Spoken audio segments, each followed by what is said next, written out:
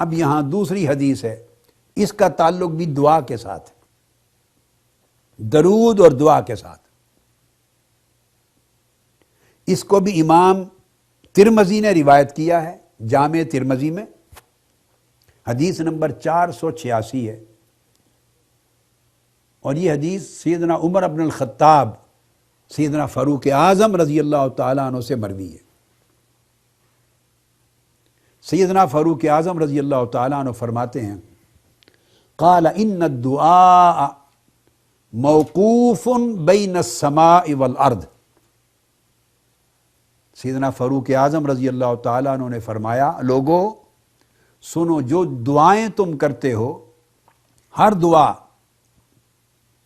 زمین اور آسمان کے درمیان معلق ہو جاتی، موقوف ہو جاتی، لٹک جاتی۔ ہر دعا اوپر اٹھ کر زمین اور آسمان کے درمیان رک جاتی۔ وَلَا يَسْعَدُ مِنْهُ شَيْءٌ، اور اس دعا میں سے کچھ چھوٹا سا حصہ اور جز بھی اپنی قبولیت کے لیے اوپر آسمانوں پر نہیں جاتا۔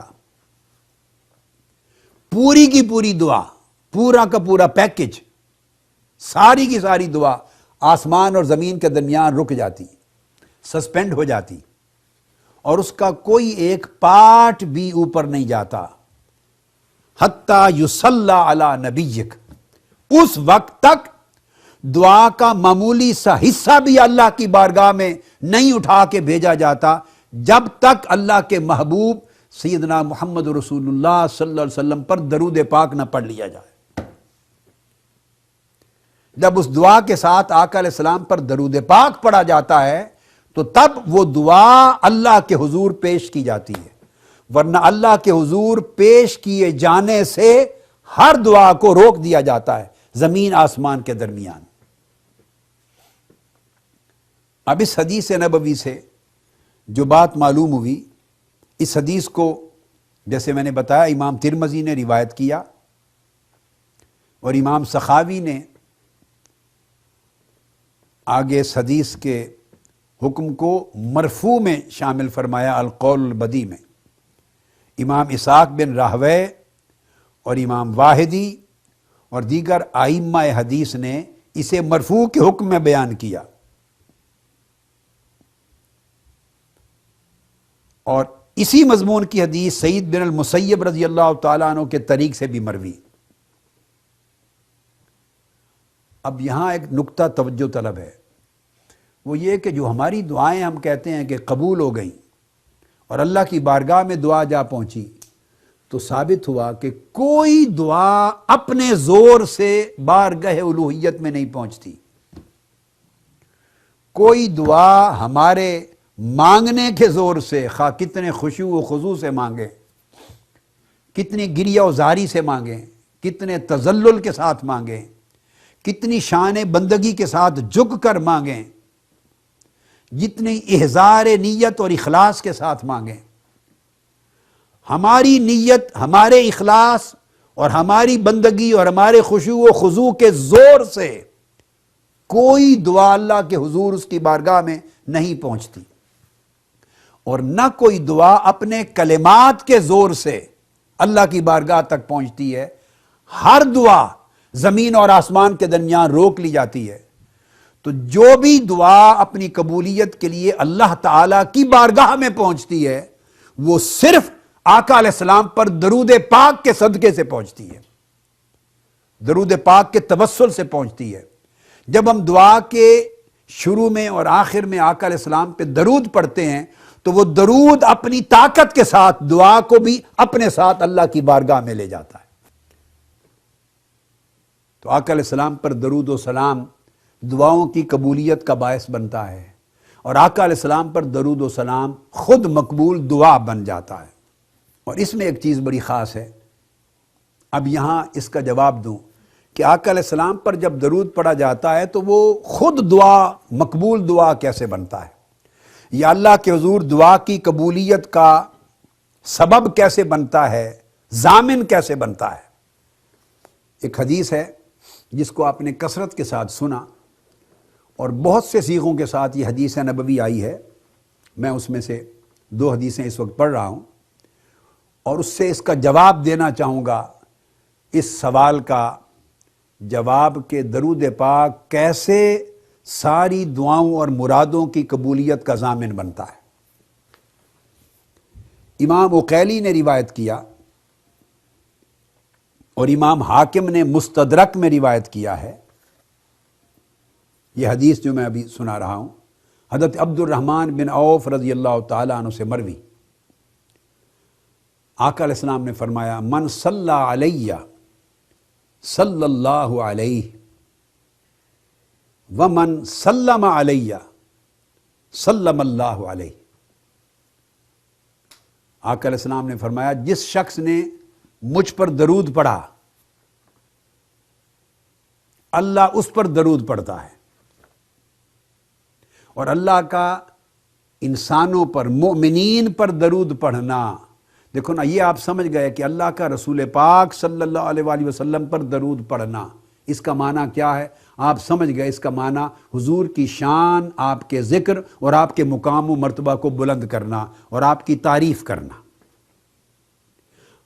اب اللہ پاک نے فرمایا جو میرے محبوب پر درود پڑھے میں اس مومن پہ درود پڑھتا ہوں۔ اور قرآن مجید میں ایک اور سورہ احزاب میں ایک اور مقام پر ہے وَالَّذِي يُصَلِّي عَلَيْكُمْ، مومنوں پر بھی اللہ درود پڑھتا ہے۔ تو مومنین پر، مسلمانوں پر اللہ درود کس معنی میں پڑھتا ہے؟ وہ معنی رحمت ہے، وہ معنی رحمت ہے۔ آقا علیہ السلام پر جب اللہ درود پڑھتا ہے تو آقا پر درود پڑھنے کا معنی رحمت نہیں ہے کہ رحمت بھیجتا ہے، اس درود پڑھنے کا معنی یہ نہیں۔ آقا کی امت پر مومنین پہ درود پڑھتا ہے تو اس کا معنی ہے کہ ان پر رحمت بھیجتا ہے۔ آپ پوچھ سکتے ہیں، ذہن میں سوال آ سکتا ہے کہ آقا علیہ السلام پر درود پڑھنے کا معنی حضور پر رحمت بھیجنا کیوں نہیں؟ سادہ بات ہے، اس لیے کہ حضور کو تو خود اس نے اپنی رحمت بنایا ہے، وَمَا أَرْسَلْنَاكَ إِلَّا رَحْمَةً لِلْعَالَمِينَ، اس نے تو سراپا رحمت بنایا ہے آقا علیہ السلام پر، جس سے حضور خوش ہو جائیں اس پر اللہ کی رحمت ہو گئی، جو حضور کی غلامی میں آ گیا اس پر اللہ کی رحمت ہو گئی۔ تو مومنوں پر جب اللہ درود بھیجتا ہے تو اس کا مطلب ہے مومنوں پر اللہ اپنی رحمت کرتا ہے۔ تو ارشاد فرمایا کہ جس نے میرے محبوب پر درود بھیجا، پڑھا، تو اللہ اس پر درود، میں اس پر درود پڑھتا ہوں، یعنی اس پر اپنی رحمت بھیجتا ہوں۔ اور اللہ کی رحمت بھیجنے کا مطلب ہے جو اس کے دل میں ہے وہ قبول کر لیتا ہوں، جو اس کی زبان پر ہے قبول کر لیتا ہوں۔ وَمَنْ سَلَّمَ عَلَيَّ، اور آقا علیہ السلام نے فرمایا جس شخص نے مجھ پر سلام پڑھا سلم اللہ علیہ، اللہ اس پر سلام پڑھتا ہے۔ آقا علیہ السلام کے جو غلام حضور پر سلام پڑھتے ہیں اللہ ان پر سلام پڑھتا ہے۔ تو جن لوگوں نے حضور پر سلام بھیجا اللہ نے ان بندوں پر سلام بھیجا، اور سلام بھیجنے کا مطلب ہے اللہ نے کہا میرے بندوں میں تمہیں اپنی سلامتی عطا کرتا ہوں، تمہیں رحمت کی خیرات دیتا ہوں، تمہیں سلامتی کی خیرات دیتا ہوں۔ تو علماء محدثین کہتے ہیں کہ جب اللہ نے اپنی رحمت اور سلامتی سے نواز دیا تو پھر کون سی دعا مردود ہوگی؟ دعائیں تو پھر قبول ہونی ہی ہونی تھی۔ اس لیے جب بندہ آقا علیہ السلام پر درود و سلام کو دعا کے ساتھ شامل کر دیتا ہے تو گویا درود و سلام کا شامل ہونا وہ سب دعاؤں کی قبولیت کی ضمانت بن جاتا ہے، چونکہ ساتھ ہی اللہ رب العزت اس پر درود بھیجتا ہے، یعنی اس پر اپنی رحمت کا نزول کرتا ہے اور اپنی سلامتی کا نزول کرتا ہے۔ اور جس پر اللہ اپنی رحمت اور سلامتی نازل فرمائے اس کی التجا مردود نہیں ہوتی، رد نہیں ہوتی۔ یہ تو ہے کہ اللہ اس پر سلامتی بھیجتا ہے، سلام بھیجتا ہے۔ اب آگے دیکھیے، آقا علیہ السلام نے اپنا ذکر بھی فرمایا، حدیث پاک میں ہے جسے امام احمد بن حنبل نے مسند میں روایت کیا، حدیث صحیح ہے، اور امام ابو داؤد نے اپنی سنن میں روایت کیا۔ یہ حدیث ابو ہریرہ رضی اللہ تعالیٰ عنہ حدیث کے راوی ہیں۔ آقا علیہ السلام نے فرمایا ما من احد یسلم علیہ الا رد اللہ علیہ روحی حتی ارد علیہ السلام، کوئی شخص ایسا نہیں ہے میری امت میں شرق سے غرب تک پوری کائنات ارضی پر جو مجھ پر سلام پڑھے اور میں اس کے سلام کا خود جواب نہ دوں. آپ اندازہ کریں، شرق سے غرب تک اس کائنات ارضی میں بلکہ زمین و آسمان میں جو شخص بھی مجھ پر سلام پڑھتا ہے میں اس کے سلام کا جواب دیتا ہوں. آقا نے فرمایا جو مجھ پر سلام پڑھتا ہے الا رد اللہ علی روحی، اللہ تعالیٰ نے میری روح مجھ میں لوٹا دی ہوئی ہے. کوئی یہ نہ سمجھے کہ میں سنتا نہیں ہوں، اللہ نے میری روح مجھ میں لوٹا دی ہوئی ہے. کوئی یہ نہ سمجھے کہ میں جواب نہیں دے سکتا، نہیں، رد اللہ علی روحی، میری روح ایک لمحے کے لیے جسم سے جدا کی گئی تاکہ وفات کا حکم صادر آ جائے. مخلوق کا وفات پانا، اس حکم کا اطلاق ہو جائے کہ میں وفات پا گیا. روح سے مفارقت ہوئی جسم کی اور جسم سے مفارقت ہوئی روح کی، اور ساتھ ہی اللہ نے اس روح کو میرے بدن میں لوٹا دیا. تو روح پلٹ کر میرے جسد اقدس میں آ گئی. میری روح مبارک کا مسکن و مستقر پھر میرا بدن اور میرا جسد ہے. تو چونکہ روح میرے جسم میں ہے سو میں سلام پڑھنے والوں کا سلام سنتا بھی ہوں اور ان کے سلام کا جواب بھی دیتا ہوں. یہ معنی ہے حدیث پاک کا.